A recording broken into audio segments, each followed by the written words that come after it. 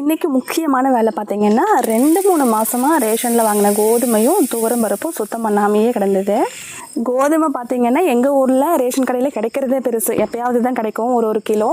First 1 kilo கிடச்சோடனே சந்தோஷத்தில் பார்த்திங்கன்னா கல்லெல்லாம் நல்லா அரைச்சி எடுத்துகிட்டு ஒரு 2-3 தடவை ஓடுற தண்ணியில் வாஷ் பண்ணி வெயிலில் காய வச்சு எடுத்து கூடையில் போட்டு வச்சது தான்.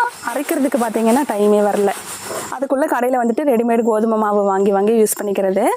இப்போ பார்த்திங்கன்னா அடுத்த 2 மாதம் வந்துட்டு கோதுமை கிடச்சிருச்சு ஒரு கிலோ. சரி ஓகே, எல்லாத்தையும் போட்டு ஒரே முட்டை நல்லா சுத்தம் பண்ணி காய வச்சு எடுத்துக்கலாம்னு சொல்லிட்டு ஃபஸ்ட்டு சலடியில் போட்டு சலிக்கும் போதே பார்த்திங்கன்னா அந்த குட்டி குட்டியாக இருக்கிற தோசைலாம் வந்துட்டு விழுந்துடும். அதுக்கப்புறமா மரத்தில் புடச்சி எடுத்துக்கலாம். இந்த கோதுமையிலையும் பார்த்திங்கன்னா கொஞ்சம் கல்லெல்லாம் இருக்கும். அதனால் நம்ம இந்த சுத்தம் பண்ணுறதோட மட்டும் இல்லாமல் நல்லா தண்ணியில் போட்டு அந்த கல்லெல்லாம் அரைச்சி எடுக்கணும். தண்ணியில் நல்லா கழுவி வச்சிட்டோன்னா கோதுமையும் பார்த்திங்கன்னா சுத்தமாகிடும். நல்லா வெயிலில் காய வச்சு ஸ்டோர் பண்ணி வச்சுக்கலாம். துவரம் பருப்பு பார்த்திங்கன்னா 2 மாதத்தோட பருப்பு இருக்குது. 1 மாதம் பார்த்திங்கன்னா நல்லா சுத்தமாக இருக்குது, மஞ்சள் கலரில் சின்ன சின்ன பருப்பாக இருக்குது.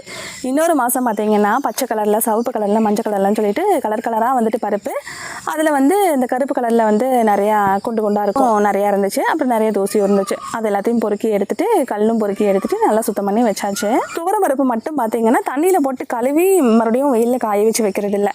அந்த மாதிரி பண்ணும்போது பார்த்திங்கன்னா நம்ம திரும்ப பருப்பு வேக வைக்கும்போது வேகவே வேகாது, எவ்வளோ நேரம் வந்தாலும் வேகாதுன்னு சொல்லுவாங்க. அதனால பருப்பை மட்டும் இப்படியே சுத்தம் பண்ணி அப்படியே ஸ்டோர் பண்ணி வச்சுக்கிறது. வேணுன்றப்ப மட்டும் எடுத்து நல்லா அலசி யூஸ் பண்ணிக்கிறது. பெரிய பருப்பாக இருக்கிறதுலாம் வந்துட்டு வடைக்கு போட்டு ஊற வச்சு வடையாக செஞ்சுக்கிறது. சின்ன சின்ன பருப்பாக இருக்கிறத பார்த்திங்கன்னா நார்மலாக எப்பயும் போல் பருப்பு சாம்பார், அந்த உப்பு பருப்பு அந்த மாதிரிலாம் செஞ்சுக்கிறது. எனக்கு அதில் ரொம்ப பிடிச்சது பார்த்திங்கன்னா குளிக்கிற சோப்பு நார்மலாக எப்பயும் போல் இருக்குது. துவைக்கிற சோப்பு வந்துட்டு நம்ம சின்ன வயசாக இருக்கும் போதெல்லாம் வந்துட்டு ஒரிஜினல் துவைக்கிற சோப்பு வரும். அது நல்ல வாசனையாக இருக்கும், கொஞ்சம் கூட வந்துட்டு வேஸ்ட் ஆகாது. இப்போ நம்ம கடையில் என்ன தான் காஸ்ட்லியான சோப்பு வாங்கினாலும் பார்த்திங்கன்னா ஒரு பாதி வரைக்கும் தான் வந்துட்டு நல்லா நுரைச்சி வரும், நல்லா உறைஞ்சி வரும். அதுக்கப்புறம் பாதிக்கு மேலே கல் மாதிரி தான் இருக்கும். ஆனால் அந்த ரேஷன் கடை துவைக்கிற சோப்பு பார்த்திங்கன்னா சூப்பராகவே இருந்துச்சு. கடைசி வரைக்குமே வந்துட்டு நல்லா வலுவலன்னு இருக்குது, நல்லா இருந்துச்சு. கையிலையும் பார்த்திங்கன்னா இந்த தோல் பிரச்சனையெல்லாம் இல்லை.